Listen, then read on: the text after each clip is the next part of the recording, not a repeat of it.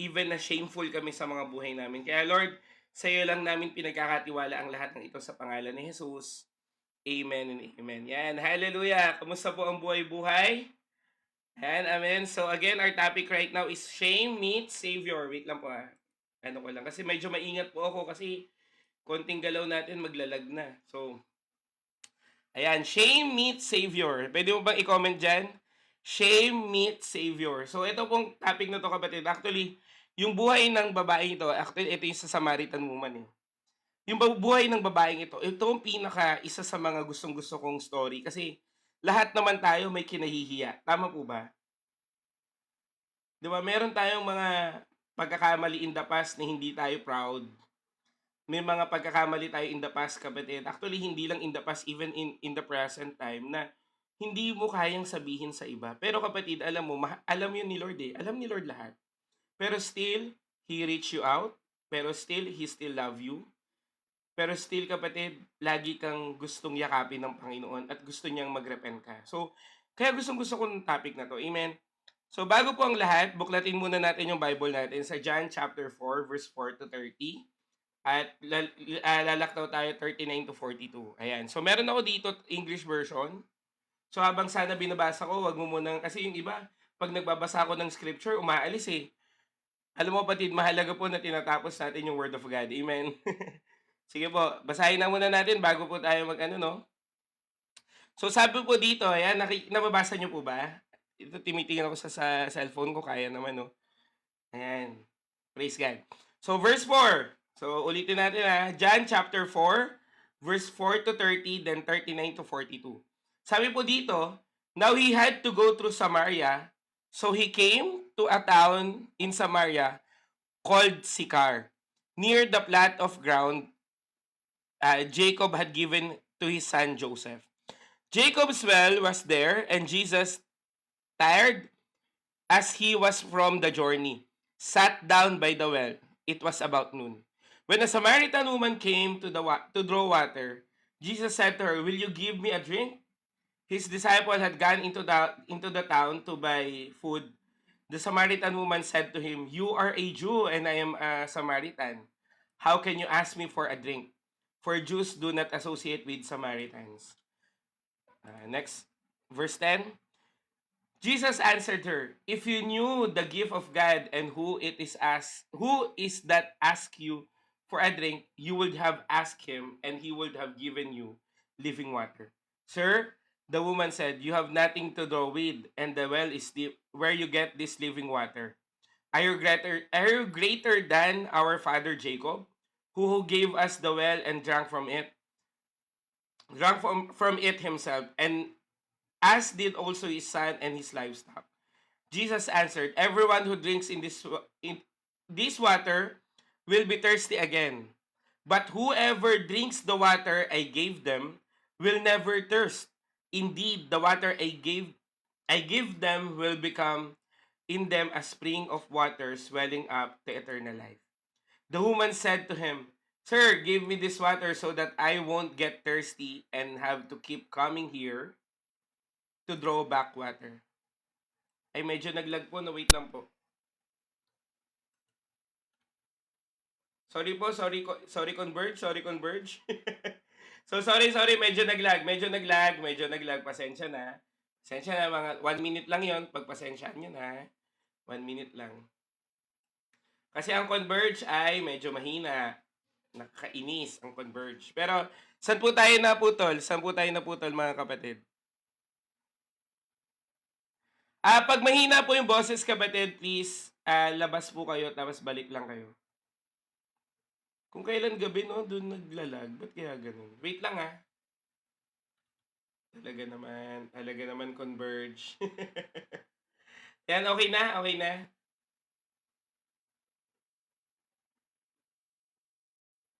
Praise. Okay na po. Verse 13, okay. Pero kapatid, pag mahina po yung boses, out nyo lang, tas balik lang po kayo. Ayan, verse 13. Jesus answered, "Who drinks this water will be thirsty again, but whoever drinks the water I gave them will never thirst. Indeed, the water I give them will become springs of water swelling up to eternal life." Verse 15. The woman said to him, Sir, give me this water so that I won't get thirsty again. I won't get thirsty and have keep coming here to draw water. He told her, go call your husband and come back. And I have no husband, she replied. Jesus said to her, you're right. When you say you have no husband, the fact is you have five husbands, and the man you now have is not your husband. What you have just said is quite true. Sir, the woman said, I can see that you are a prophet. Our ancestor worship here on the mountains, but you Jews claim that the place where we must worship is in Jerusalem. Verse 21. Woman, Jesus replied, believe in me. Believe me, at a time is coming when you worship the Father neither on this mountain nor in Jerusalem. You Samaritans worship what you do not know. We worship what we do know, for the salvation is from the Jews. Yet a time is come and has now come when the true worshipper will worship the Father in spirit and in truth, for they are kind of worship the Father sex. God is spirit, and his worshipper must worship in spirit and in truth. The woman said, I know the Messiah, called Christ, is coming. When he comes, he will explain everything to us. Then Jesus declared, I, the one speaking to you, I am he. Verse 27. Just then his disciples returned and were surprised to find him talking with the woman. But no one asked, what do you want? Why are you talking with her?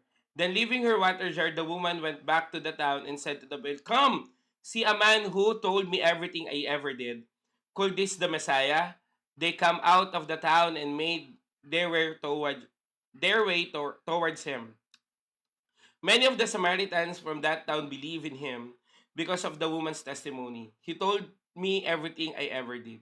So when the Samaritan came to him, they urged him to stay with them, and he stayed for 2 days. And because of his words, many come, many became believer. Purihin po ang salita ng Panginoon. So kung titingnan natin kapatid, ayan, pasensya na po sa lag, no? Pero again, salamat po sa Lord kasi andyan pa rin, no? So kung titingnan natin mga kapatid, ah, everyone has a moment of shame. Tama po ba? Lahat po tayo ay may moment ng shame, may struggle, may brokenness. And some people hide it. Others are try to fix it in their own. But shame always leave us thirsty for more. Tama?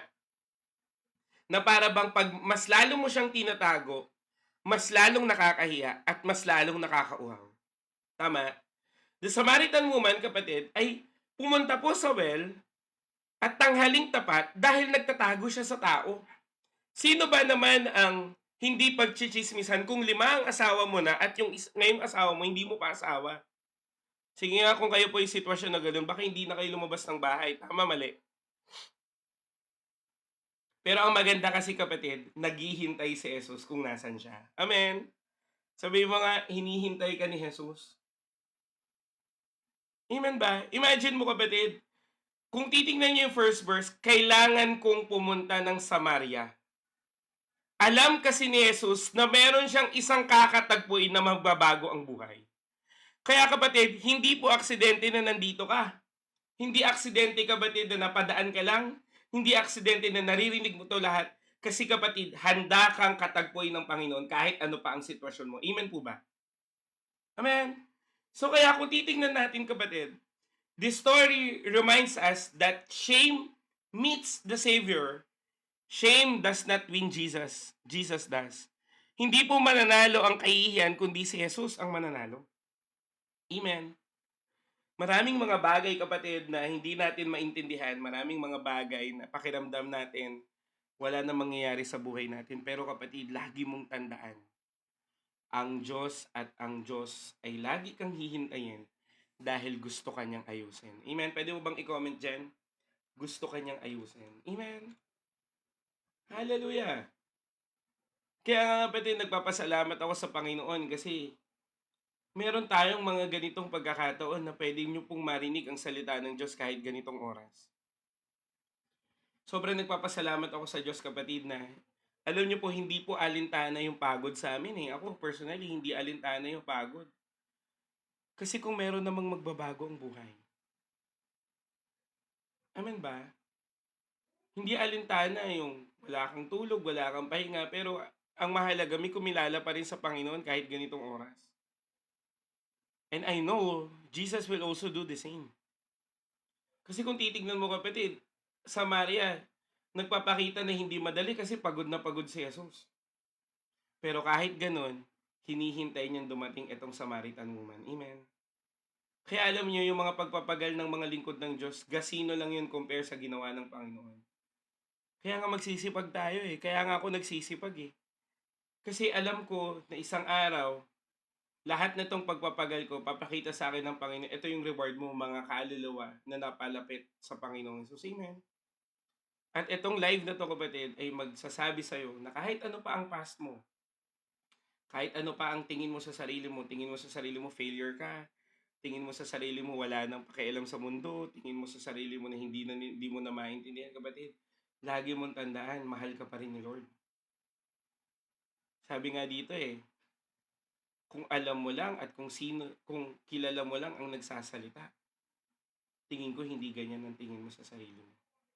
Amen. Minsan kapatid, ang baba ng tingin mo sa sarili mo kasi hindi mo tinitignan ang tagapagligtas mo at nagbago ng buhay mo. Amen po ba? Kaya kapatid, lagi mong i-aim na, Lord, gusto kong magbago para sa'yo. Amen. Kaya i-elaborate natin to. Ready ka na ba? Amen. Tingnan natin yung konteksto, kapatid. Ang konteksto po nito, na sabi ko sa inyo, context is power, no? Ang konteksto nito, meron pong Samaritan versus Jews. Ang mga Hudyo, kapatid, sila po ay hate nila each other. So kung titingnan niyo po yung 2 Kings chapter 17, doon yung mababasa kung bakit nila na-hate yung isa't isa. Kasi pakiramdam nila, itong mga Samaritana ay half-breeds. 'Di ba? Ay, kalahati ka lang Hudyo. Kaya pagdating po ng John chapter 4 verse 9, nagulat po yung babaeng Samaritana na nakipag-usap sa kanya si Jesus. Amen. At ikaw rin, nagulat ka, binago ka ni Lord. Tama ba? Minsan ka na bang ginulat ni Lord? Di ba? Imagine mo, ang dami mong kasalanan pero pinagpapala ka pa rin. Ang dami mong pagkakamali pero ramdam na ramdam mo pa rin pag-ibig ng Panginoon. Bakit? Kasi nga, hindi ka nakita ng Diyos sa mga mali mong ginawa, kundi nakita ka niya para iligtas at baguhin niya. Amen po ba? Kahit ano pa, kapatid. Sa mga babae kapatid, di ba? Ako, magiging honest ako sa inyo. Tapatan na rin to kasi wala nang hold back. Ba't pa ako mag-hold back? Di ba sa babae kapatid, kung ikaw ay sexually involved, pakiramdam mo sa sarili mo, marumi ka na. Tama? Sa lalaki kasi medyo wala pang paki, pero kapatid, marumi ka din. Di ba? Sa mga lalaki, pag walang trabaho, pakiramdam nila, batugan na sila. Marami kapatid, marami tayong shameful acts. Marami tayong shameful perspective sa buhay natin. Pero regardless of that, pinakamasama, pinakamarumi, pinakanakakahiya, lahat na ng pinaka mo, kaya ka pa ring yakapin ng Diyos. Bakit?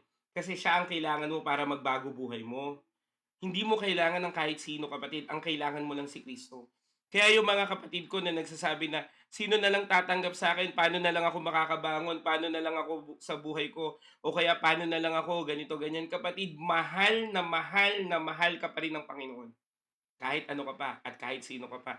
Kung si Robin Padilla, kapatid, sabi, maging sino ka man, mahal pa kita. Di ba? Si Robin nga, ganun eh. Si Lord pa kaya. John chapter 4, at Isifa. Amen. Mamaya, maghihimay-himay pa tayo ng mga verses, no? Kaya kung titignan natin, kapatid, etong Samaritan woman, kung titignan mo, medyo harsh, no? Bakit kaya sinabi pa ni Lord yung 5 asawa mo, pang-anim hindi pa? Alam mo bakit, kapatid? Kasi, ang Diyos nagre-reveal ng kasalanan, hindi para pahiyain ka, kundi para itama ka. Kasi kapatid, kung titignan mo, kailangan ungkatin ang pinakamalalim para matanggal ang ugat, para hindi ka na minumulto ng nakaraan. Ayan. Sino po dito minumulto na ng nakaraan? Sino yung dito may naaalala pa rin? Sana hindi ko na yung nagawa. Sana hindi ako ganito. Sana hindi ko binigay. Sana naging tama. 'Di ba? Kapatid, kailangan niyang ungkatin ng Panginoon para tanggalin ang ugat at yung ugat na yan, hindi na lumago. Kasi kapatid, pag pinutol mo lang yung puno, hindi mo sinama yung ugat, uusbong pa rin yan. Kaya anong kailangan? Bunutin ng ugat. At mabubunot lang ang ugat pag na-reveal. Kaya nga dapat niyang sabihin yon para maintindihan nitong Samaritana na kahit alam ni Kristo ang kanyang background, mahal pa rin siya ng Diyos. Mahal ka pa rin ng Diyos. Amen po ba? Kaya nga ako kapatid hindi na ako nahihiya kung ano man ang nagawa ko in the past kasi binago na ako ni Lord. Ano kung sabihin nila dati kang may live-in? Ano kung sabihin nila dati kang sinungaling, manggagancho ka, sugarol ka, dami mong bisyo. Iniwan ka ng pamilya mo, iniwan ka ng kahit sino. Wala kasi wala kang kwenta. Ngayon naman kapatid, kitang-kita ko identity ko kay Jesus. Na kahit ano pang background ko, mahal pa rin ako ng Panginoon. At kung ako ay minahal ng Diyos, kaya ka ring mahalin ng Panginoon. Bakit? Kasi God has no favorites. Ginawa niya sa Samaritana, ginawa niya sa akin, ginawa niya sa marami, lalong gagawin sa iyo ng Diyos. Kaya ka nandito dahil gustong sabihin sa iyo ng Panginoon na mahal ka pa rin ng Diyos. Amen po ba? Palakpakan naman natin si Lord. Hallelujah. Amen. Kaya kapatid, dalangin ko sa iyo, wag na wag mong hayaan na sirain ni Taning ng mga feed na kasinungalingan yung magandang plano ng Diyos. Amen po ba? Sabi mo nga dyan, maganda ang plano ng Diyos sa akin. Sige.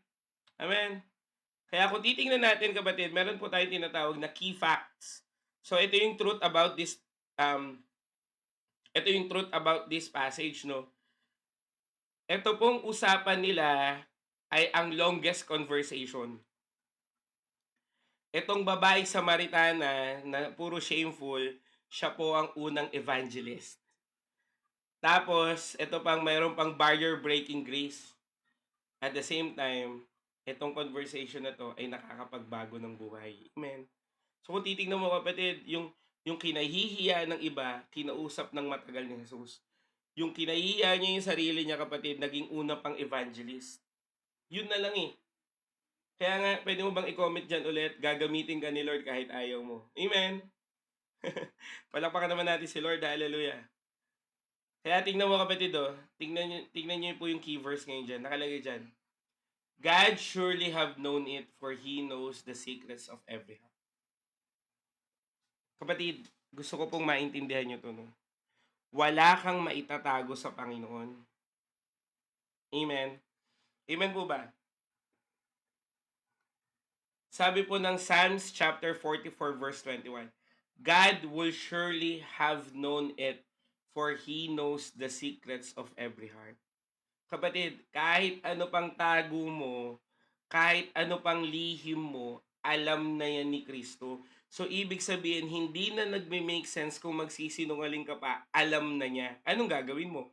Maging transparent ka sa Panginoon. Amen? Kasi kapatid, pag ikaw ay naging transparent sa Panginoon, God will deliver you for everything you surrendered to Him. Amen. Kaya nga kailangan mo maging honest Kaya nga kailangan mo kapatid na sabihin lahat sa Panginoon. Kasi kapatid, alam na niya yan, gusto niya lang i-open mo para pag inayos niya, maluwag sa kalooban mo. Kasi minsan kapatid, dahil hindi mo nga mabitawan, pag inaayos ni Lord, nakikipaglaban ka dun sa pagbabago. Ang gusto ng Panginoon, you will let it go and let God do the rest. Kaya kapatid, kung titignan natin, napakahalagang learning to sa buhay natin na kung ano ang gusto mong mabago sa buhay mo, ito ang mga bagay na isusurrender mo sa Panginoon dahil alam po ng Diyos ang lahat ng sikreto ng bawat puso. Amen po ba? Hallelujah! Kaya kapatid, kung titignan mo, itong woman ay nagsasearch ng love, merong broken relationship, but Jesus exposes her not to shame her, but to heal her. Kaya kapatid, kung ikaw ay kinakausap ng Panginoon ngayon sa lahat ng mga pagkakamali mo, sinasabi sa iyo ng Diyos ngayon, pagagaling ka niya, aayusin ka niya. Amen po ba? Palakpakan naman natin si Lord. Hallelujah! Amen! Kaya humanda ka na. Sabi mo dyan, humanda ka na. Palalayain ka na ni Lord. Ulitin ko, walang point ang pagsisinungaling. Wala. Walang point, kapatid. Maging open ka na ngayon. Amen. Kaya, binubuksan na ba ni Lord yung mga puso nyo? Pwede nyo bang i-comment dyan? Binubuksan na ba ni Lord mga puso nyo, mga kapatid? Amen? Nawa, binubuksan na talaga. Hallelujah. Thank you naman sa mga binubuksan ng puso. Ngayon, first point pala yun. Meron ako na sinabura dito. Sorry, no? Sige, second point na muna tayo. So, makita mo, kapatid, na i-open mo yung puso mo sa Panginoon. Amen? Pero second point muna tayo. Jesus wants you to open your life. Amen? So, kung titignan natin, John chapter 4, verse 10 to 15, pag binasa nyo yung kapatid, si Jesus po ay nag-offer ng living water. Na ang ibig sabihin po sa Hebrew ay hydrorzon, ang meaning po, flowing fresh water, na nagsisimbolize, kapatid, sa Holy Spirit.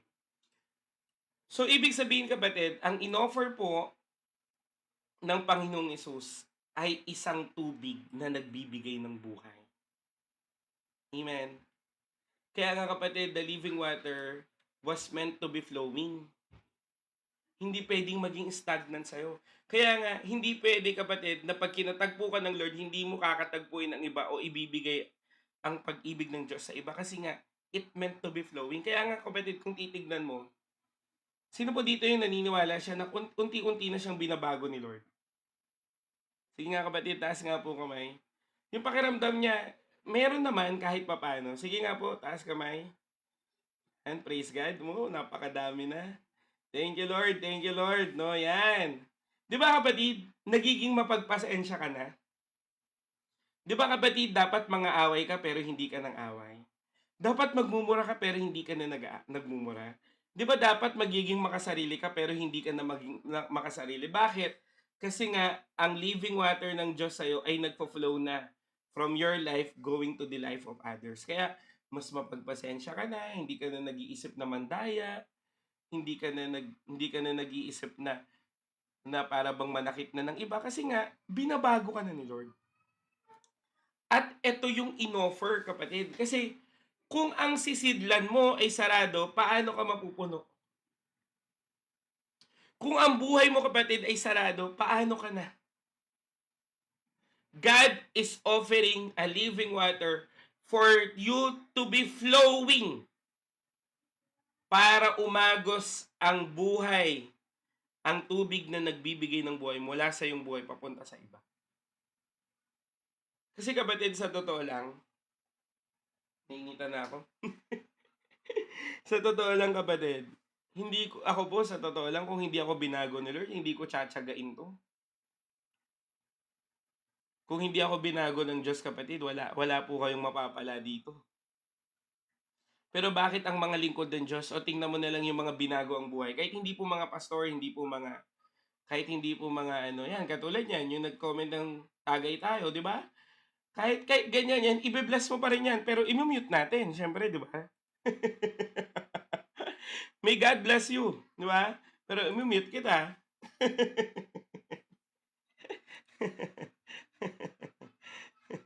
Sayang naman, sabi mo pa naman free tutorial, tips and tricks. Nagtitricks ka pala. Pero 'di ba, kung titignan mo, kapatid, mas mapagpasensya ka na, hindi ka na mapagpatol. At the same time, mas nakikita mo na yung pag-ibig ng Diyos. Hindi ka pa man perfect, amen? Hindi ka pa man talaga yung totally na para bang nakakapagbago na ng buhay. Pero, kapatid, umuunti-unti ka na. Tama po ba? Kaya, kapatid, wag na wag mong mamaliitin yung binibigay sa yung buhay ng Panginoon. Kasi ang buhay na binibigay sa ng Panginoon, nakakapagbago ng buhay. Hindi lang ng ugali mo, kundi pati sitwasyon mo. Kaya nga sabi, kung sino man ang iinom dito ay hindi na mauuhaw muli. Kasi nagkaroon na ng satisfaction saan? Kay Kristo Jesus. Amen? Kaya nga, kapatid, alam nyo po, true deliverance comes when we let Jesus. Sabi mo nga, let Jesus.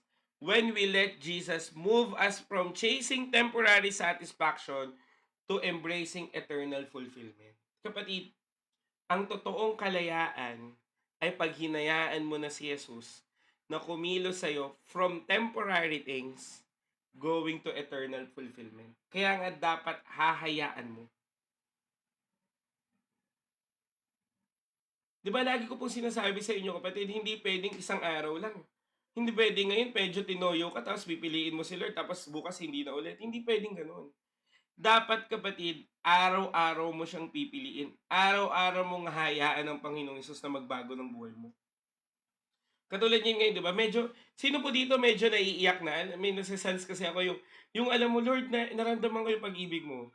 Sige nga po, sino po dito yun? Yung alam mo merong fire in the heart. Di ba? Alam ko po may kinakausap na po ang Diyos dito. Tama po ba? Pero kapatid, wag manatili na hanggang dito lang. Dapat pinipili mo pa rin ang Diyos araw-araw. Hayaan mo siya, kapatid. Kaya nga kapatid, tingnan niyo po kung titignan mo bakit ako araw-araw mag-devotion? Hindi ko kailangan magpaalam. Tama? Kung tutuusin lang kapatid, pwede akong mag-live kahit kailan ko gusto. Pwede akong hindi na ako magsasabi. Ba't pa ako magsasabi, di ba? Pero kasi nag-commit ako sa Lord Sabi ko, Lord, aaraw-arawin ko to, hindi para sa akin, kundi sa mga naghahanap sa'yo. Kaya kung titignan mo kapatid, araw-araw tayo nag-aaral ng salita ng Diyos, araw-araw ding may nababago. Pero kapatid, hindi po ito pang forever. Paano nga kung nawalan ako ng internet? Paano nga, katulad nga kanina, nagkaroon tayo ng technical problem. Hindi ka na magde-devotion ng sarili mo? Hindi mo nahanapin si Jesus? Kaya kapatid, gusto po ng Panginoong Hesus na alin? Na i-open mo ang buhay mo sa Kanya at hayaan mo siyang kumilos. Amen po ba? Alam ko madaming nangyari sa'yo. Alam ko na maraming pangit ang nangyari sa'yo. Alam ko kapatid na maraming nakakahiyang nangyari sa'yo. Pero kapatid, sinasabi po ng Diyos sa'yo ngayon, handa ang Diyos na baguhin ang buhay mo. Ang kailangan mo lang maniwala at magtiwala. Kahit ano pang past mo kapatid. Paano ko nasabi? May kilala po ako, Pastor Boy Bonus. Marami nang napatay. Marami nang nakarnap. Marami nang nanakawan. Bata pa ng congressman. Namatay kapatid. Pero sabi niya, Panginoon, buhayin mo lang ako. Maglilingkod ako sa'yo. Kapatid, nabuhay siya at ngayon po ay pastor na siya ng 5 church. Umaabot po siya ng mga nasa kulungan. Kaya kapatid, hindi mo pwedeng sabihin na walang kayang baguhin si Lord. Malaki ang kayang gawin ng Diyos. Imagine po kapatid, kahapon po, di ba, nag-jail ministry kami. Umupo kami, nakipagkwentuhan kami. Anong sabi nung isa? Alam niyo po, talagang binago po ni Jesus yung buhay ko dito sa loob. Excited po kung may Bible study. Gusto ko na pong magbago ng buhay. Sabi ko nga, huli ko na tong pagkakakulong pag na tapos ko tong sentence na to magbabago na ako. Kapatid, kaya nga sabi ko mas mabait pa ang nasa loob kaysa sa nasa laya. Bakit? Yung mga nakakulong gustong magbago ng buhay ay nasa laya. Gusto nyo ba magbago ng buhay? Nawa. Pero ayaw mo magbago nung wala kang problema. Wala kang ang pakialam Pero nung nagka-problema ka, dun ka lumapit sa Panginoon. Tama, mali? 'Di ba? Pero purihin po ang Panginoon. Dahil kahit ganun, pinipili ka pa rin ng Diyos ngayon. Kaya mo to naririnig kapatid, dahil mahal ka ng Panginoon. Amen? Gusto pa rin niya at kino-convince ka pa rin niya at He is persuading you na ibigay mo ang buhay mo sa Diyos. Hindi kahit kanino kapatid. Alam mo, pag sa tao mo pinagkatiwala buhay mo, utang na loob pa lang talo ka na Tama, mali? Tignan mo kapatid, sino po dito yung tinulungan sila at diniga? Pagkatapos kitang damitan, pagkatapos kitang pakainin, pagkatapos kitang kunin sa kahihiyan, tapos gaganituhin mo lang ako, di ba? May mga ganyang mga script. Pero narinig mo ba yung kay Jesus? Hindi mo yun maririnig kay Jesus. Bakit? Kasi pag ginawa niya, bukal sa loob niya, at kahit hindi mo kayang ibalik, gagawin pa rin niya anyway. Bakit? Kasi nga, naiintindihan ka ng Diyos. Kaya nga anong topic natin ngayon? Shame meets Savior. Na kahit shameful ang buhay mo, yayakapin ka pa rin ng Diyos. Mamahalin ka pa rin ng Diyos. At pipiliin ka pa rin. Bakit? John 3:17, na parito ang anak ng Diyos hindi para parusahan ng tao, kundi para iligtas ito. Na parito siya para iligtas ka at ako. Kaya kapatid, dalangin ko, ito pa lang, magdesisyon ka na ngayon, sinusuko ko buhay ko sa Panginoon. Sige kapatid, sabihin mo dyan yun. Sinusuko ko buhay ko sa Panginoon. Yung mga bago namin, nawa, sabihin mo sa Panginoon, sinusuko ko buhay ko sa iyo, Panginoon Jesus. Amen. Pag to ginawa mong totoo, kapatid, magugulat ka na lang, nagbabago ka na ng buhay. Amen. Amen po ba? Kaya nga third, Jesus accepted you. Kapatid, John 4, chapter 9, verse 26, 9 and 26, may cultural barrier.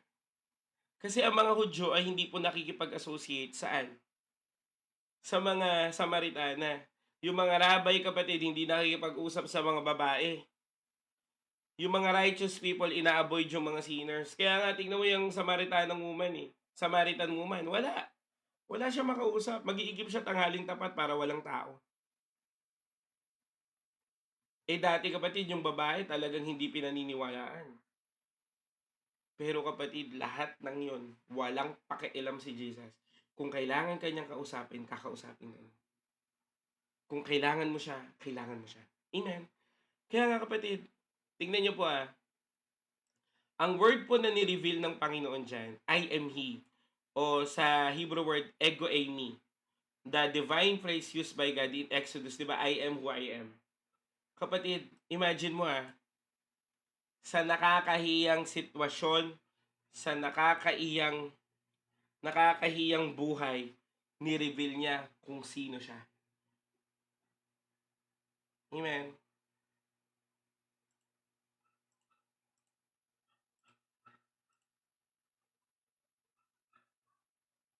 Kapatid,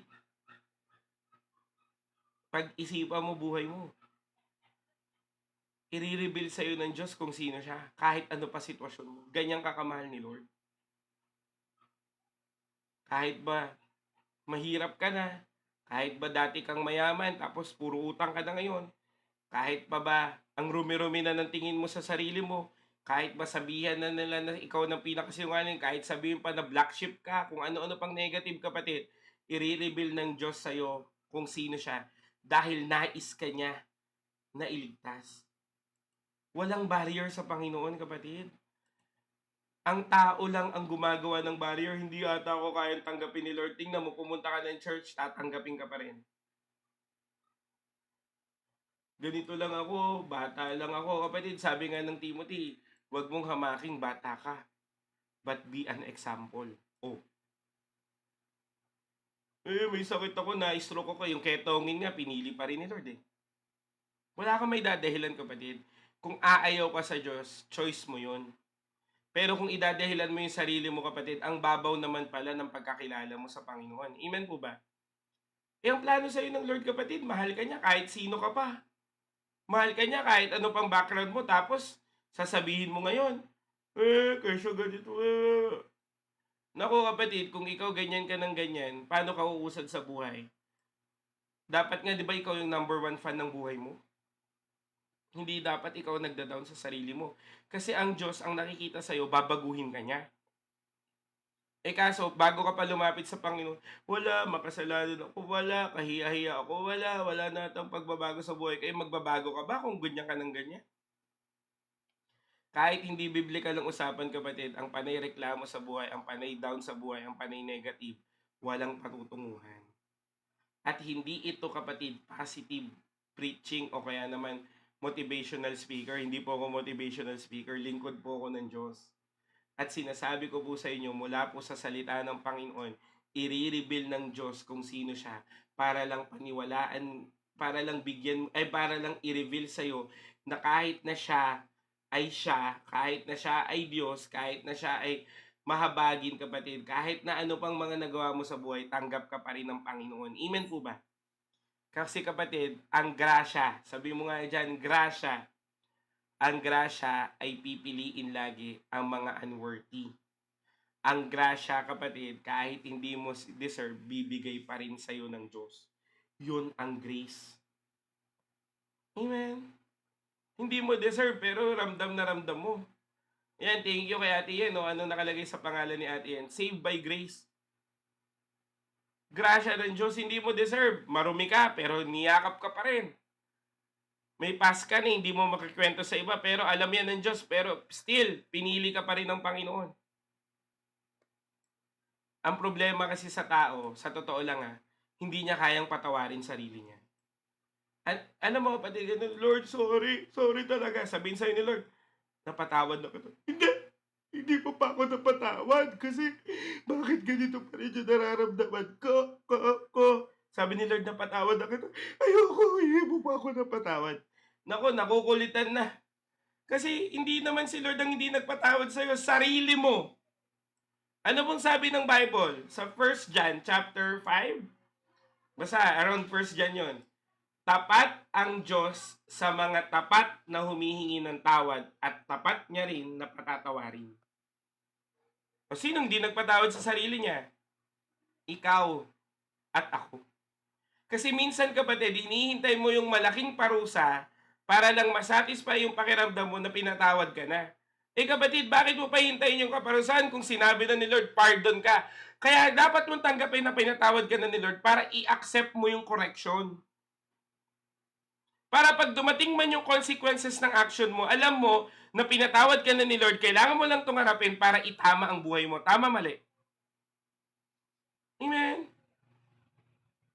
Tingnan mo, kunyari, hindi mo pinatawad sarili mo, hindi mo pa in-accept yung grace. Pag dumating yung correction, pinaparusahan ako ng Lord. Ito na yung mga kasalanan ko, may kaparusahan. My goodness. Walang ganun. Sinabi ng Lord, pinatawad ka niya na ng tapat, tanggapin mo kapatawaran niya, harapin mo yung consequences kasama si Jesus. Hindi ka naman niya sinabi, diyan ka na, bahala ka na sa buhay mo, tapos sinara yung pintuan. Hindi ganun, kapatid. Sasamahan ka niya all throughout. Amen? Kaya kapatid, patawarin mo sarili mo, parang awa mo na. Kumbaga, malinis ka na eh. Kukuha ka pa ng putik, tapos dudumihan mo yung sarili mo. Ano ka? Bata?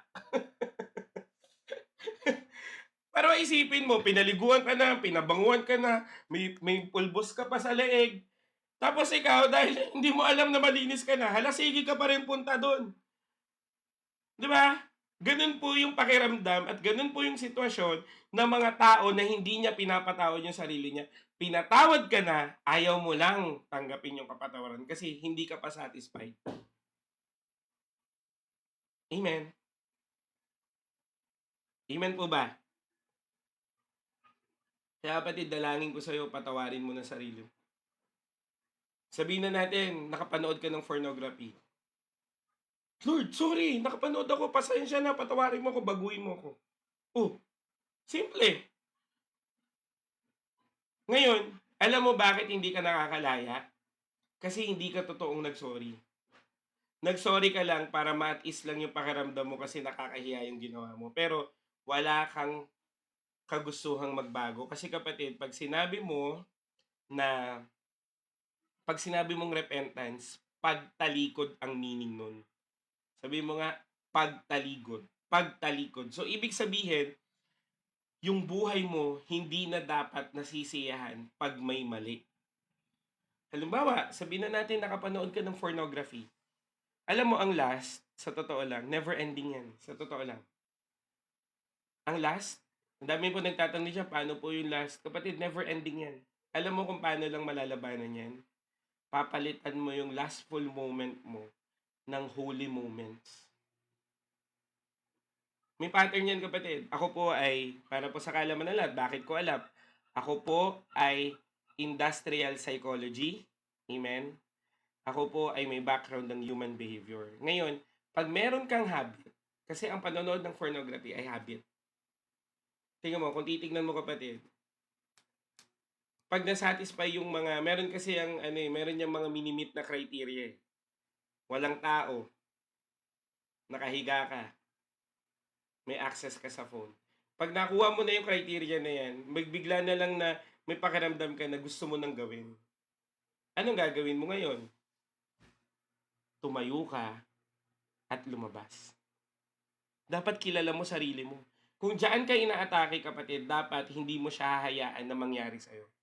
O, binigyan ko kayo ng tip ha, yung mga nagtatanong dyan. Meron pong mga nagtatanong dyan, paano po maiwasan ng last? At clinically speaking kapatid, para umano ka, para umayos yung lastful moments mo, uminom ka ng malamig na tubig. Para yung body mo magre-reset. Nice, no? Pero seryoso po yan, kapatid. Seryoso po ako, hindi po ako nagbibiro. Iiwasan mo maging mag-isa. Amen? Aayusin mo buhay mo. Discipline. Amen? At the same time, tutulungan mo yung sarili mo. Ngayon, paano mo siya maiwasan? Basa ka Bible. Para yung last full moments mo, yung craving mo sa last, saan mapupunta? Sa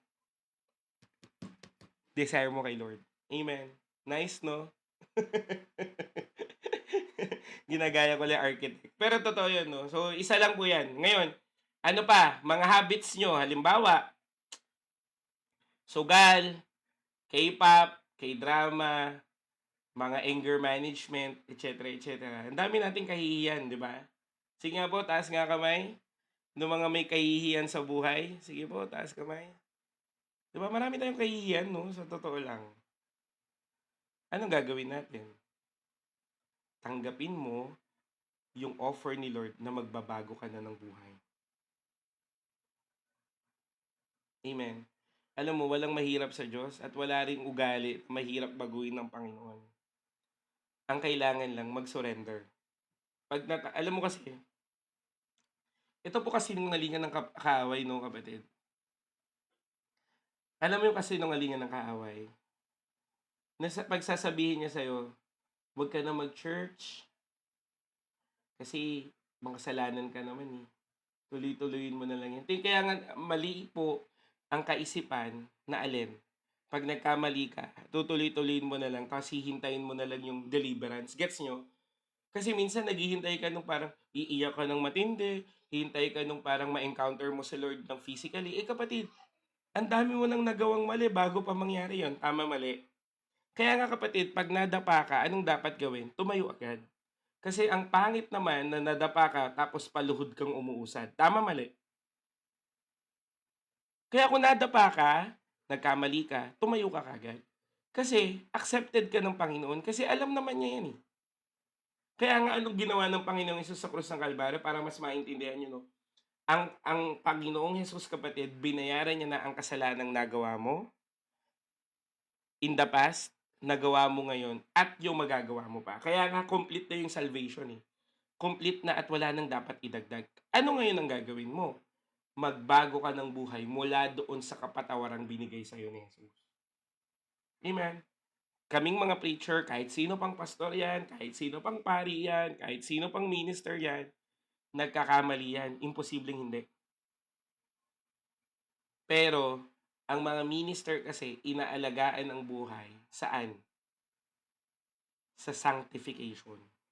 Kasi kapatid, we cannot be an effective preacher if we have a life that is not in Him. Maitago man namin, pero kita pa rin sa buhay namin. Kasi, ang isang kasalanan, kahit anong pilit mong itago, aalingasaw yan. Because the truth will set you free. Amen? Kaya nga, bago pa i-expose ng Panginoon, dapat hiningi mo na ng tawad. Amen? Kaya kapatid, di ba nasabi, hindi pa kayo napapano kasi binibigyan ka pa ng Panginoon ng pagkakataong magbago ng buhay. Eh, kailan ka magbabago pag napahiya ka na? Kailan ka pa magbabago pag nandiyan na yung consequences ng problema mo? Naku. Tingnan mo kapatid Sino po nakaranas ng cheating? Yung na-cheat siya, yung niloko siya. Sige nga po, taas nga kamay. Tingin ko marami yan, 12:00 na eh. Pag mga 12:00, lumalabas na yung mga niloko eh.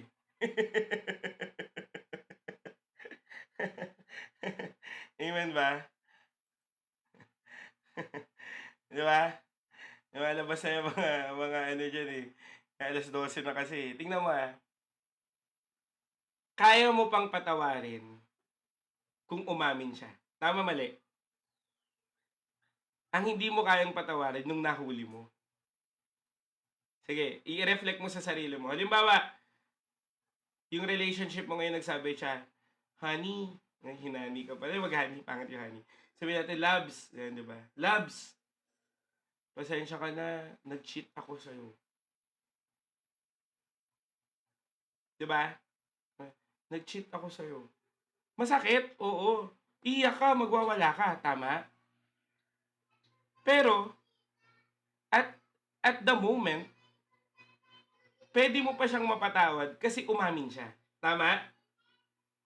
Tama ba? Pero yung nahuli mo,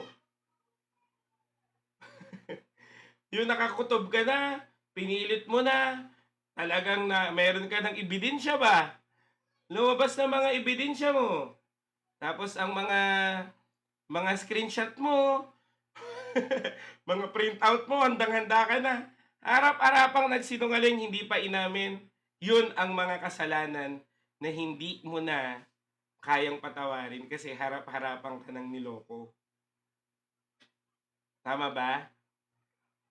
Ang hirap patawarin ng isang bagay na harap-harapan kang pinagsinungalingan. Kung ang tao ganun, buti na lang ang Diyos hindi. Tama?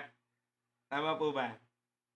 Pero sinasabi sa iyo ng Diyos, mas maiging aminin mo na ngayon kaysa anihin mo pa ang mga consequences na mas malala pa sa pwedeng mangyari. Amen. Kasi alam mo kapatid, meron pong isang anointed man of God. Milyon na po ang member. Kapatid namatay na siya. In-expose nung mga nagkakaroon siya ng sexual intimacy sa mag-ina every Wednesday. Hindi niya inayos bago siya mamatay, na-expose ngayon. Ano nangyari sa ministry niya? Yung milyon niyang member umalis. Kasi nga, hindi niya inayos. Hindi niya tinama. Hindi siya nag-repent. Pero again, hindi natin pwedeng i-discount yung nagawa niya sa kingdom. Amen? Pero, may mga bagay na hindi na natin kayang ibalik. Kasi nga, hindi mo itinama. Kaya kung ako sa'yo, kung ano pa man yan, itigil mo na yan. At tandaan mo na alin, mahal ka pa rin ng Panginoon. Amen. Jesus accepted you. Ano pa bang dahilan ang gusto mong ibigay ko sa'yo para isurrender mo ang buhay mo sa Kanya? Amen. Kaya nga grace Grasya. Hindi mo deserve pero binigay pa rin. Sabihin na ng iba na na-spoiled ka pero ito yung pag-ibig ng Lord na pag tinanggap mo, hindi ka sasabihan ng utang na loob kundi babaguhin ka pa at pagpapalain. Amen. Kaya kung ako sa'yo, tatanggapin ko na si Jesus ngayon. Sabi mo nga dyan, kung ako sa'yo, tatanggapin ko na si Jesus ngayon. Amen. Tanggap ka niya kahit sino ka pa. Tanggap niya ako kahit sino pa ako. Amen. Ako kapatid, buhay ko, sobrang dami kong pinagdaanan. Biyaya na lang ni Lord na mataba pa ako hanggang ngayon. Tama. Pero kahit ganun kapatid, kahit itong buhay na to marumi, mas malinis pa sa sulfur soap yung pinanglinis ng Panginoon. Ano? The blood of the Lamb. Paano yan? Magandang tanong. Paano mo masasabi na tinanggap mo na si Jesus kapatid? Alam mo yan. Gusto mo na si Jesus ang magbago ng buhay mo. Yun kapatid. Amen. Ngayon, ayan, anong truth? Pwede ba natin to basahin ng sabay-sabay kahit na hindi ko kayo naririnig? Truth is, yan, sige po, 1, 2, 3, go. Hindi patapon ang buhay mo kay Kristo. Basahin natin Kaya niyang baguhin ito sapagkat ang buhay mong wasak at patapon ay kaya niyang gawing mahalaga at precious sa kanyang mga kamay. Amen. Ano po sabi? Therefore, if anyone is in Christ, he is a new creation. The old has gone, the new has come. Amen. Kapatid,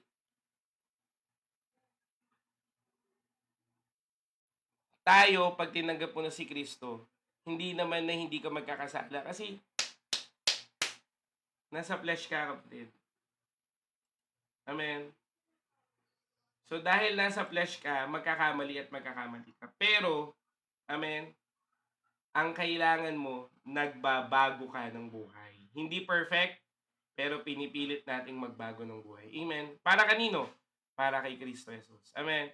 Kaya ulitin natin, no, hindi po patapon buhay mo, kapatid. Amen ba? Ako, may kinakounsel ako kanina, pinahiya daw po siya. Ipahiya ka man ng tao, kapatid, pero kaya kang iangat ng Diyos.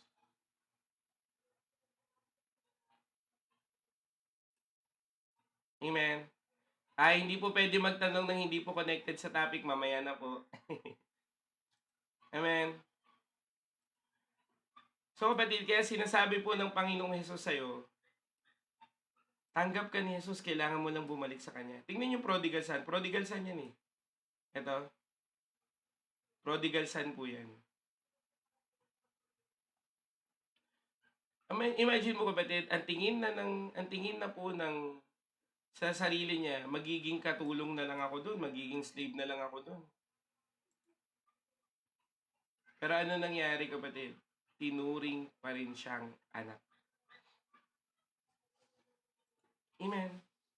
Yes, Ina, wala pong problema. No? Ang pinakamahalaga kapatid, hinahanap mo si Jesus, Ina. Amen. So kung titingnan mo kapatid itong prodigal son, ano pong ginawa ng prodigal son? Sige nga po, isa-isayin niyo dyan. Para po tingnan ko kung talagang binasa niyo na yung parable of the prodigal son. No? Ano ginawa ng prodigal son? Nilustay ang ari-arian niya, nagpakasasa ng babae, ng libre, nag-inom, etc. etc. Hanggang dumating saan? Hanggang dumating sa famine. Kumakain na siya ng kaning baboy. Pero kahit ganun kapatid, sabi niya, babalik na lang ako sa ama ko. At least yung mga slave doon, nakakakain pa ng masarap. Pero kapatid, pagbalik niya, tinuring ba siyang slave? Hindi. Anong turing sa kanya? Anak pa rin. Amen. At ito po ang love ng Panginoon sa'yo. Oo, nag-wander around ka. Oo, nagkamali ka kapatid. Pero laging merong pag-asa ang Diyos. Amen. Pero, hindi mo pwedeng harapin yung consequences. Amen. Kailangan natin balansehin. Kasi yung prodigal son, hinarap niya yung consequences. Hayaan mo ang grasya ng Diyos. Ang siyang magbigay sa'yo ng grace. Kung i-spare ka niya dyan, praise God. Kung hindi, haharapin mo siyang kasama siya. Amen. Palakpakan naman natin si Lord. Hallelujah. Kasi kapatid, point number 4, Jesus can deliver you once you accepted your situation. Yung mga tanong po kapatid, please, yung related lang dito ha. Kasi magugulo po tayo ng devotion natin. So kung titingnan mo kapatid, kailangan mo munang i-accept yung sitwasyon mo. Amen. Kung titingnan natin John chapter 4 verse 28 to 29. She left her jar. The water jar represent her old life, shame, and routine. Leaving it symbolize freedom. Yung pinunta niya doon, hindi niya na inintindi kasi ang inintindi niya na ay ang buhay na bagong bigay ni Kristo Jesus. Amen? Kaya nga kung titignan mo, yung dating nahihiya, anong sabi niya? He told me everything I ever did. So ibig sabihin kapatid, si Lord nire-reveal ang kasalanan mo hindi para parusahan ka, kundi para palayain ka kasi hindi ka makakalaya dyan kung hindi mo alam. Amen? He told me everything I ever did. Nung inadmit na niyang nagkamali siya, nung inadmit na niya na mali yung mga pinaggagawa niya, doon siya binago ng Diyos. Kasi kapatid, kung ang mga bagay ay hindi mo pa rin i-admit na nagkamali ka, hindi ka babaguhin dyan. Hindi mo pa alam na mali ka eh. Kaya nga tignan mo kapatid, si Peter, di ba in denial siya dun sa, anong pangalan nito? Dun sa tatlong tilaok ng manok na i-deny niya. Di ba? Hindi ko gagawin yun, Lord, no? Hindi ko gagawin yun. Di ba? Sabi ni Peter yun. In denial kasi hindi niya inaccept yung word ng Lord eh. Hindi kita i-deny. Paano niya na-realize? Nung nagawa niya na ng 3 beses. Nung na-realize na niya, ano nangyari? Nirepent na niya. Pero kung sana yung attitude ni Peter, nirepent na niya una pa lang, sorry Lord kung magagawa ko yun. Tingin ko spared pa siya dun eh. Pero kailangan niya yung daanan kasi merong revival na gagawin sa kanya ang Panginoon. Yun naman ang maganda. 3 beses niyang dinenay si Jesus, 3 beses naman in-affirm ng Panginoon na mahal siya nun. Amen? So kung titignan mo kapatid, ang deliverance ay mangyayari pag hinarap mo na ang realidad ng buhay. Amen? Kaya kapatid, aminin mo dapat, aminin mo may anxiety ka. Amen? Aminin mo na nagkamali ka. Aminin mo na ang dahilan ng paghihirap mo ngayon. Dahil pa rin sa mga mali mong desisyon. Kasi kung di mo aaminin kapatid, walang magandang mangyayari. Believe me. Kailangan mong aminin para ma-deliver ka sa sitwasyon. Amen? Kung nagkamali ka, Lord, nagkamali ako, patawarin mo ko. Panginoon, hindi ko naman to ginusto pero ganito na yung nangyari sa akin. Gawin mo na lang. Ako kapatid, alam niyo po, di ba, sino po yung nakakalam ng testimony ko? Taas yung kamay niyo. Ako kasi naging homeless ako kapatid. At alam ko na ako ang dahilan kung bakit ako na homeless. Hindi ko pwedeng sisiin yung live-in partner ko, hindi ko pwedeng sisiin yung pamilya ng live-in partner ko. Ako yun. Bakit? Ako nagkamali eh. Di ba? Bakit ako napunta dun sa ilalim ng tulay? Kasi umutang ako ng umutang na hindi ko naman kayang bayaran. Sinisingil ako ngayon, may mga threat pa. Bakit wala akong pera? Sinangla ko ATM ko eh. Bakit ako nanghirap? Pinili ko yung buhay na ikahihirap ko. Kaya nga nung lumapit ako sa Panginoon, Lord, hindi ko na kaya. Naiintindihan ko naman to eh. Alam ko ako ang nagkamali. Alam mo na ginawa ng Panginoon dahil inadmit ko, binago niya buhay ko. May ginamit ang Diyos para makakuha ko ng bagong bahay para hindi na ako homeless. Amen. Deliverance will come if you accept your situation. So kung ano man ang accept mo yan. Kung may anxiety ka, aminin mo, may anxiety ka. Kung depressed ka ngayon, di aminin mo, depressed ka. Kung nagkamali ka, aminin mo sa Diyos na nagkamali ka.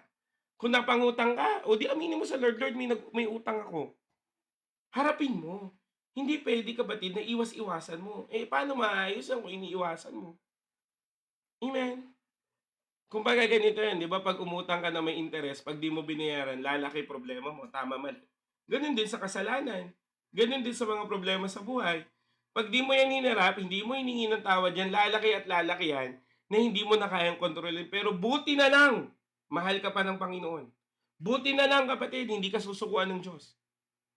Na kahit hindi ka tapat, tapat pa rin ang Diyos sa'yo, hinihintay ka lang niya bumalik, kaya bumalik ka na. Please lang. Kung gusto mo na talaga magbago buhay mo, bumalik ka na sa Panginoon. Amen? Kasi kung hindi ka pa babalik ngayon, kailan pa? Kung ngayon pa lang kapatid, kinakausap ka na ng Diyos, please lang huwag kang umalis. Amen? Aminin mo sa Diyos lahat at dalangin ko mabago buhay mo. Amen? Kasi kapatid, kung sabi ng kanta, hawak mo ang beat, sasabihin ko sa'yo, hawak mo buhay mo. Hindi ako pwedeng magdesisyon para sa buhay mo, kapatid. Hindi rin ako pwedeng magdesisyon na turuturuan kita ng anong gagawin mo. Buhay mo yan. At kung tutuusin kapatid, nasa tamang edad na tayo para pumili ng tama at mali. Alam mo kapatid, alam mo namang mali yan, di ba? Alam mo na rin ang tama. Amen?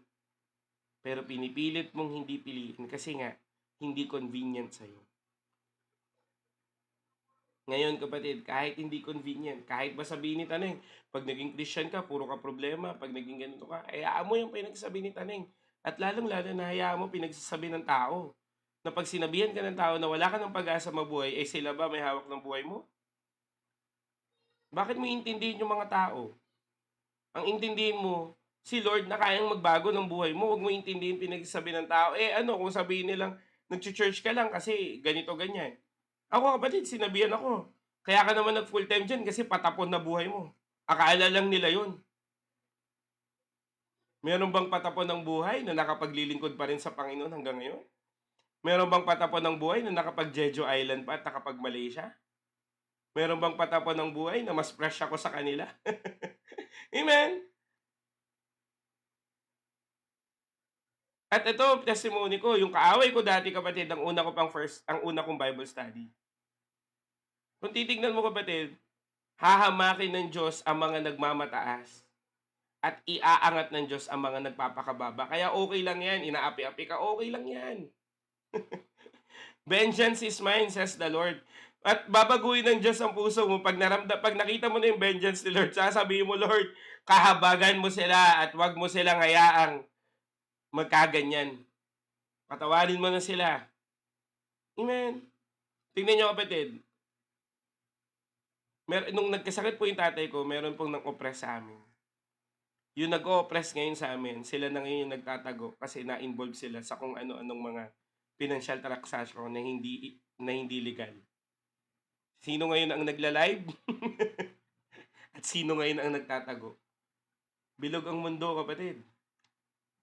Pag nanghama ka, kapatid, what goes around comes around. Hindi, kahit iset aside mo yung biblical, prinsipyo na yan ng mundo.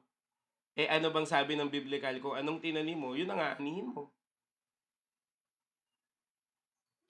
Eh ikaw kapatid, ano bang tinatanim mo? Ngayon kung nagtitimpi ka, nagtitiis ka, hayaan mo lang sila kapatid, aani ka sa Panginoon. At ang lahat ng ino-oppress ng Panginoon ay iaangat niya para ipakita na ang anak ng Diyos ay hindi pinababayaan. Amen po ba? Pwede ba natin palakpakan si Lord? Kaya kapatid, ano man sitwasyon mo ngayon, i-deliver ka ng Diyos. Kailangan mo muna ng acceptance. Eh paano ka i-deliver ni Lord? Di mo pa ina-admit.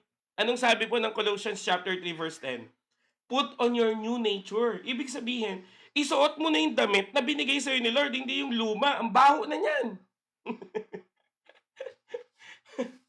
Kung hindi mo pa hubarin yan kapatid, dang baho na yan. Hubarin mo na. Amen? Kailangan mong magsuot ng bagong damit para linisin ng Diyos ang buhay mo. Eh paano yan? Ayaw mo eh. Sa totoo lang, hindi ka makalaya-laya. Bakit? Alam mo ha, gusto mong lumaya ng utang. Tama, mali. Sino pa gusto lumaya sa utang? Taas nga kamay. Diba? Gusto natin lumaya sa utang. May extra ka, hindi ka nagbabayad. Deserve ko naman to. Ang dami ko namang hirap. Hindi ko muna babayaran. Magme-milk tea lang ako saglit.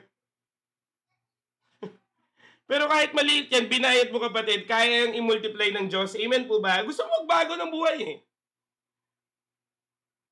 Ako kapatid, marami na akong pinapatumbang utang ngayon. Kahit paunti-unti, kinakausap ko, 500 lang muna ngayon ha, 200 lang muna ngayon ha, 300 lang muna ngayon ha. Ang mahalaga umuusad kaysa naman wala kang bayaran. Alam mo kapatid, kaya nagagalit yung mga nagpapautang sa inyo, hindi ka nakikipag-usap eh. Ako kapatid, nakikipag-usap. Naalala ko kapatid, nung bumalik po ako sa church, ang dami ko utang 100,000. Kasi nga, galing ako sa homeless, galing akong ganyan. Eh sabi ko, Lord, bibigay ko na buhay ko sa'yo. Ngayon, hinarap ko lahat. Sabi ko, pasensya na po sa mga nagawa ko in the past. Babayaran ko po yung utang ko pero unti-untiin ko po. Alam mo nang sabi nila, kapatid? Sabi nila sa akin, wag mo nang bayaran, nakita na kitang nag-church eh. Wow! Praise God, no? Di ba? Nakita na kita eh, na nagbabago ka ng buhay, wag mo nang bayaran, okay na yun. Hindi ko yun malilimutan. Tapos yung mga may utang sa akin, nagbayad. Kaya naibayad ko sa iba. Kaya yung 100K ko sa loob ng isang buwan, naging 15,000. Hindi dahil sa akin, kundi dahil sa biyaya ni Lord. Hinarap mo eh. Kaya harapin mo kapatid. Amen. Tapos na yung pagtatago-tago, tapos na yung paglilihim-lihim, maging transparent ka na kay Lord. Tingnan mo si David. Ano nangyari kay David, kapatid? Ano, sinasabi niya lahat, kaya nga, a man after God's own heart yun eh. Bakit? Kasi kung ano yung nararamdaman niya, sinasabi niya. Lord, ganito ako, Lord. Lord, iniwan ako, Lord. Lord, di ba? Nandito ako sa kuweba kayo nagtatago. Lord, ang tagal mo. May ganun siyang psalms ha. Ang tagal mo, Lord. Kumilos ka na agad ngayon. Ganun talaga siya. Kung anong nararamdaman niya, sinasabi niya. Mali ba yun? Hindi. Bakit? Transparency yun kay Lord eh. Amen? Sabihin mo sitwasyon mo. Amen? Sabihin mo sa Diyos sitwasyon mo. Nakakahiya ba yan? Di mas lalo mong sabihin. Kasi kapatid, ang nakakahiya, gagawin niyang mabuti ng Diyos. Amen? Kaya kapatid, tingnan niyo po. Meron po ako nakita dito sa TikTok na parang doon nag-trend na siya dati pero gumawa na siya ng account. Dating trans na ngayon po ay naghahayag na ng salita ng Diyos. Nakakahiya ba yun? Hindi. Amen? Binago ni Lord eh. Meron pa dito kapatid, tingnan niyo si Manoy. Ang pangit ng vlog nung dati pero ngayon puro maka-Diyos niya. Nakakahiya ba yun? Hindi. Bakit? Binago siya ni Lord eh. Ako kapatid, sugarol. Nakakahiya yung maging sugarol, no? Pero dahil binago na ko ni Lord, hindi na yun nakakahiya. Ipagmamalaki ko na yun kasi binago ko ni Lord doon. Amen? Kaya whatever your past is, kapatid, God will turn it to good as long as you love Him and you choose Him. Paano magiging good ang sitwasyon mo kahit ano pang claim? Romans 8:28, all things work together for good. Hallelujah! Thank you, Lord! Ganyan ka pa ng ganyan. Pero hindi mo mahal si Lord, my goodness. Walang mangyayari sa'yo maganda. Bakit? Kasi, ang plano ng Diyos, mabuti ang plano ng Diyos doon sa mga taong naghahanap sa Kanya. Amen. Kapatid, yung nagko-comment dyan, pasensya na, out of topic yan, bugs. Di ba? Mga dating tarot reader ngayon, nagbago na ng buhay. Purihin po si Lord. Ang dami dito, kapatid, New Age. Pero ngayon, Christian na. Hallelujah! Ang kailangan lang may maghayag ng salita ng Diyos. Kaya nga sinisipagan ko to, imagine mo. Ang sarap kaya matulog. Pero bakit nandito pa rin ako? Kasi gusto ko pa rin na may magbagong buhay. Amen. At saka ano ko na to nasa sistema ko na, hindi ako nakakatulog nang hindi ako nakakapag-live. Amen. Pero ang mahalaga, mabuti pa rin ang Diyos. Amen po ba? Kaya kapatid, dalangin ko sa'yo, lagi mong tignan kung anong ginagawa ng Panginoon sa'yo. Amen. Wait lang po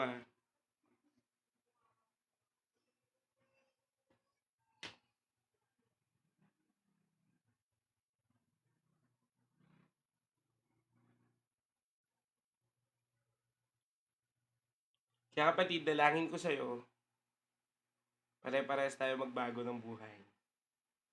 Kasi pag nagbago ka ng buhay, kapatid, naniniwala ako, marami po ang kikilala sa Panginoon. Amen. Hallelujah. Kaya, Jesus will deliver you. Ngayon, pwede mo bang to? Masahin natin to ng sama-sama, no? Huwag ka mahihiyang lumapit sa Diyos kahit ano pa ang sitwasyon mo. Dahil sinabi ng Diyos, ayan, sige po, sabay-sabay natin basahin yung verse, no? Pag-ibig mo, Yahweh, ay hindi nagmamaliw, kahabagan mo'y walang kapantay, ito ay laging sariwa bawat umaga, katapatan mo'y napakadakila, si Yahweh ay akin, sa Kanya ako magtitiwala. Panaghoy, chapter 23, Panaghoy, chapter 3, verse 22 to 24. Kapatid, ang pag-ibig ng Diyos ay hindi nagmamaliw. Ang kahabagan niya ay walang kapantay. At ito ay laging bago kada umaga. Amen. So pag natulog ka ngayon at nagising ka bukas, kapatid, ano po? Bago pag-ibig sa'yo ni Lord. So ibig sabihin, kapatid, ang kada umaga ay isa pong senyales ng Diyos na handa siyang baguhin pa rin ang buhay mo. Bakit? Bago ang pag-ibig niya sa'yo. Hindi po naluluma at hindi po luma ang pag-ibig ng Lord. Laging bago. Kaya nga, kapatid, lagi kang binibigyan ng Diyos ng pagkakataong magbago ng buhay. Tingnan mo, hindi ka naging tapat, pero kahit ganun, may answered prayer ka pa rin. Bakit pinapakita pa rin sa'yo ng Diyos yung kabutihan niya kahit hindi mo deserve? Kasi nga, ang pag-ibig ng Diyos ay laging bago kada umaga. Amen po ba? Kaya kapatid, kung ang pag-ibig ng Diyos ay laging bago kada umaga, bakit hindi mo to tinatanggap araw-araw? Di ba may kanta po na nagsasabi, araw-araw sipag lang, sipag lang. Kapatid, pagdating sa Kristiyano, araw-araw manalangin lang. Araw-araw pray lang, pray lang. Amen. Amen. Kaya kapatid, wag mong hayaan. Amen po ba? Hallelujah. Ang pag-ibig ng Diyos sa'yo ay laging bago kada umaga. Amen. Kahit ba i-bash ka pa ng iba, kahit ba sabihin ng iba, wala ka ng pag-asang magbago, ang pag-ibig pa rin ng Diyos sa'yo ay laging bago. Amen. Kaya nga, He will turn your shame into praise. Amen.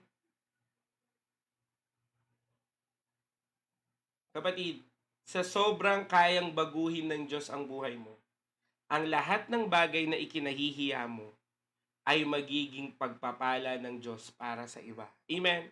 Tingnan niyo po itong Samaritan woman. 5 asawa niya at yung pang-anim hindi pa niya asawa. Pero kahit ganun yung sitwasyon niya, ipinagmalaki pa rin niya. Siya na ba ang Kristo? Dahil kilala niya ako. Alam niya mga kasalanan ko.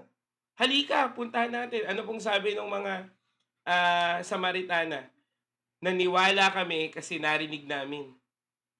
Amen. Gagamitin ka pa ng Diyos para makapag-akay ka ng iba. So, God will turn your shame into praise. Amen. So, ibig sabihin, kapatid, God does not erase your story. He redeems you and make it a testimony. Kaya wag mong kinahihiya yan kasi darating ang panahon, ipagmamalaki mo yan. Bakit? Kasi nga, binago ka na ni Lord. Amen and amen. Hallelujah. Kaya kapatid, dalangin ko sa'yo, kung ano man ang pangit mong nakaraan, i-accept mo, nangyari na yan eh. Anong next? Pabago mo sa Lord. Amen. Sabihin dyan, pabago mo kay Lord. Amen. Kaya kapatid, nako, laging may pag-asa. Hanggat nabubuhay, may pag-asa. Amen. Kapatid, sobrang linaw po sa salita ng Panginoon. Jesus died for you so you can have life. Si Kristo po ay namatay sa krus ng Kalbaryo para bigyan ka ng buhay. At pinatunayan niya ito, pagtapos ng 3 araw, siya ay nabuhay muli. Dahil bagamat ikaw ay mamatay, muli ka niyang bubuhayin. Anong ibig ko sabihin? Ang krus ng Kalbaryo, kapatid, ang siyang ganap na pag-ibig sa iyo ng Diyos na kayang magbago ng buhay mo. Amen? Kaya nga kapatid, kaya nga inako na niyang lahat. Saan? Sa krus ng Kalbaryo, na dapat ikaw ang mamatay, siya ang namatay para bigyan ka ng buhay. Amen? Kaya kapatid, yung past mo will no longer defines you. What defines you right now? His sacrifice in the cross of Calvary. Kaya nga, ang nakikita na sa iyo ngayon ay si Jesus na namatay para sa iyo. Ang kailangan mo na lang gawin, kapatid, panghawakan ito at tanggapin. Amen? Hindi talaga magbabago ang buhay mo kung lagi mong tinitignan yung buhay mo lang. Ang tignan mo ay ang binigay sa iyong buhay ni Kristo Jesus. Amen? At even the enemy meant it for evil, God will turn it to good. So, ibig sabihin, kapatid, your shameful life will turn to be a living testimony in Christ. Amen? At ang sarap, kapatid, na isipin mula sa Panginoon na ako ay binago ni Kristo at ako ay binigyan ng bagong buhay ni Kristo. Amen po ba? Kaya kapatid, dalangin ko sa iyo, lagi mong tignan yung identity mo kay Christ. Lagi mong tignan yung ginawa sa iyo ng Diyos. Lagi mong tignan yung ginagawa ng Diyos sa buhay mo, hindi ang nakaraan mo. Kasi ano pong sabi ng Isaiah? Do not dwell in the past. Amen. Tignan mo ang ginagawang bago ng Diyos para makita mo, kapatid, na talagang mahal ka ng Panginoon. Amen. Hallelujah. Amen. Tignan nyo, kapatid, I have these powerful testimonies. Hayden ko, Maricar Reyes, Kuya Jobert. Kahit hindi natin pag-usapan yan, alam nyo yan. Tama, mali. Hayden ko, Maricar Reyes, Kuya Jobert. Hayden ko, kapatid, he is now professed Christian at ginagamit siya ng Diyos sa mga restoration. Maricar Reyes, na pangasawa si Richard Poon, they are into marriage counseling. Kuya Jobert, kapatid, dating addict, ngayon po pinoprofess na si Kristo. Mga pangit ang sitwasyon pero binago ng Diyos ang buhay. Kaya sabi mo nga dyan sa katabi mo tuloy, sa comment section, susunod ka na. Amen! Grabe yan, no? Hayden ko, Maricar Reyes, grabe, sobrang shameful niyan. Pero hindi yun naging hadlang. Binago pa rin sila ng Diyos. Amen? Kasi Kuya Jobert, kapatid, tatalon na yan, di ba? Pero binago pa rin ni Lord. Bakit? Kasi nga, si Kristo ay nagbabago ng buhay. Kaya susunod ka na. Amen? Babaguhin na talaga ni Lord buhay mo at the same time, magiging testimony ka pa sa iba. Amen? Palakpakan naman natin si Lord. Hallelujah. Kaya kapatid, in our conclusion, the Samaritan woman teaches us that your darkest past become the brightest light of God's grace. Amen?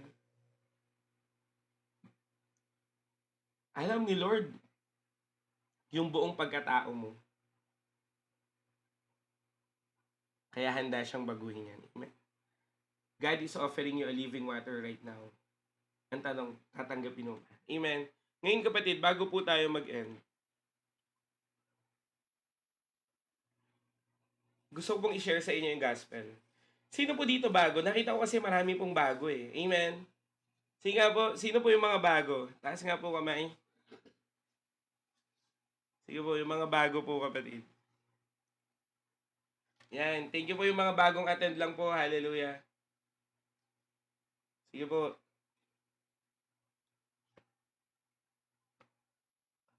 Shasharean ko po kayo ng gospel. Hallelujah. Pwede po ba yun? Sabi mo nga, kuya, makikinig po ako.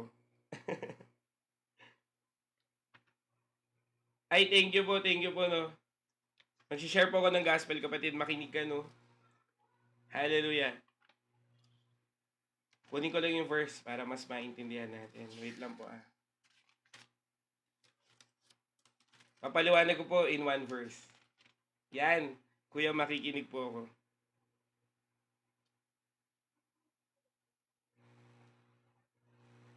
Ayan kapatid, sa mga bago po namin dito sa aming live, no. Maraming bago. Amen.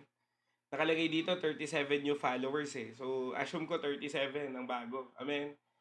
Pero kapatid, ayaw kong palagpasin po yung pagkakataong ito na hindi ko po ma-share si Jesus sa inyo. Amen. Kung ang topic po natin, shame meets Savior, ano man ang kalagayan ng buhay mo kapatid, ano man ang kalagayan o sitwasyon mo sa buhay, handa kang baguhin ng Panginoon. Pero ang kailangan mo kapatid, tanggapin si Kristo. Amen. So sinasabi po kapatid sa Romans chapter 6 verse 23, sapagkat kamatayan ang kabayaran ng kasalanan, ngunit ang walang bayad na kaloob ng Diyos ay buhay na walang hanggan sa pamamagitan ni Kristo Jesus na ating Panginoon. So kung tatanungin natin kapatid, bakit kailangan mo ng kaligtasan? Bakit kailangan pa natin itong pag-usapan? Kasi nga, nagkamali ka. Amen? Kung ang pagkakamali kapatid, ang sinasabi po ng Bible sa kasalanan, ang kabayaran nito ay kamatayan. At meron pong dalawang klase ng kamatayan. Amen? Kamatayan pisikal at kamatayan espiritual. Ang kamatayan pisikal, itong buhay mo ngayon, pag namatay ka, anong mangyayari sa'yo? Ililibing ka. Pero, ang pinakamahalaga, yung kaluluwa mo. Saan ba pupunta ang kaluluwa mo? Sa langit ba o sa impyerno? Ngayon, ang sinasabi po ng salita ng Diyos, ang kabayaran ng kasalanan ay kamatayan. At sinasabi rin po dito na kung hindi mo tatanggapin si Kristo Jesus, at kung wala kang pananampalataya kay Kristo Jesus, saan ka pupunta? Sa impyerno. Bakit? Kasi sabi po ng salita ng Diyos, ngunit ang walang bayad na kaloob ng Diyos ay buhay na walang hanggan sa pamamagitan ni Kristo Jesus na ating Panginoon. So, ibig sabihin kapatid, sinasabi po ng salita ng Diyos na ang buhay na walang hanggan ay kaloob nino? Ni Kristo Jesus. Bakit? Kasi siya ay namatay sa krus ng Kalbaryo na dapat ikaw ang magbabayad, pero si Jesus ang nagbayad. Anong sinasabi ng salita ng Diyos? Kailangang may mamatay para bayaran ang kasalanan. Sino ang namatay para sa kasalanan mo? Si Kristo Jesus. Amen? Kasi siya ay hindi nagkasala at siya ang Lamb of God. Si Jesus ang naging kabayaran ng kasalanan mo na dapat ikaw ang magbabayad. Amen? Kaya kapatid, tinatanong ka ng Diyos ngayon, binayaran na ni Lord sa krus ng Kalbaryo, ang dapat ikaw ang magbabayad. Ngayon, handa mo bang tanggapin ang kabayarang ito na binigay sa iyo ng Panginoon? Handa mo bang tanggapin ang regalong ito na binigay sa iyo ng Panginoon? Sige nga po batid, kung handa mong tanggapin, pwede mo bang i-comment dyan? Tatanggapin ko po. Amen? Nakikita ka ng Diyos kapatid at alam ng Diyos kung ano ang laman ng puso mo. Kung nais mong tanggapin si Kristo Jesus ngayon, magdesisyon ka ngayon. Yan, praise God, tatanggapin ko po, tatanggapin ko po. Sige kapatid, tatanggapin ko po, tatanggapin ko po. Purihin po ang Panginoon. Amen. Ngayon kapatid, kung nais mong tanggapin ang kaligtasan ng Panginoong Hesus, pwede ka bang sumabay sa panalangin? Magpe-pray po tayo ng prayer of acceptance. Hihingi tayo ng tawad sa Panginoon at tatanggapin natin siya bilang Diyos at tagapagligtas. Sige po, sabihin mo to. Panginoong Hesus, humihingi po ako ng tawad ngayon sa lahat ng mga pagkakamali ko, sa isip, sa salita, at sa gawa. Patawarin niyo po ako, Panginoon, sa lahat ng aking mga pagkakamali, sa lahat ng aking mga nagawa. Patawarin niyo po ako. Kaya ngayon, Panginoon, tinatanggap kita bilang aking Diyos at tagapagligtas. Sa pangalan ni Jesus, amen and amen. Pwede ba natin palakpakan si Lord? Hallelujah! Ngayon kapatid, kung totoo mong tinanggap ang Panginoon, may tatlong pangako po sa iyo si Lord. Buhay na walang hanggan, ang pangalan mo ay nakasulat na sa aklat ng buhay, at ang pangatlo, ikaw ay anak na ng Diyos. Amen? Hallelujah! At ang anak ng Diyos kapatid, hindi po pinapalayas, kundi minamahal. Amen? Nagkamali, pero anak pa rin. Nagkamali, pero itutuwid, pero anak pa rin. Amen? Kaya kapatid, ikaw ay anak na ng Diyos. Amen po ba? Palakpakan naman natin si Lord. Ngayon, sa mga tumanggap po sa Panginoon, tinanggap niyo po ang Panginoon July 4, 12:33 ng madaling araw. Tinanggap mo si Jesus. Yan po ang tinatawag na spiritual birthday. Amen po ba? At ngayon naman kapatid, magpe-pray po tayo. Amen? Ipe-pray kita na baguhin ng Diyos ang buhay mo. na kung paanong binago ng Diyos itong Samaritan woman, ganyan din babaguhin ng Diyos ang buhay mo. Amen? Alam ko kapatid, marami kang shameful acts. Tama? Marami kang kinahihiya. Pero kapatid, handa kang baguhin ng Diyos ngayon. Tatanggapin mo ba? Sa mga nais po magbago, kapatid, pwede mo bang itaas ang kamay mo? Hallelujah. Amen.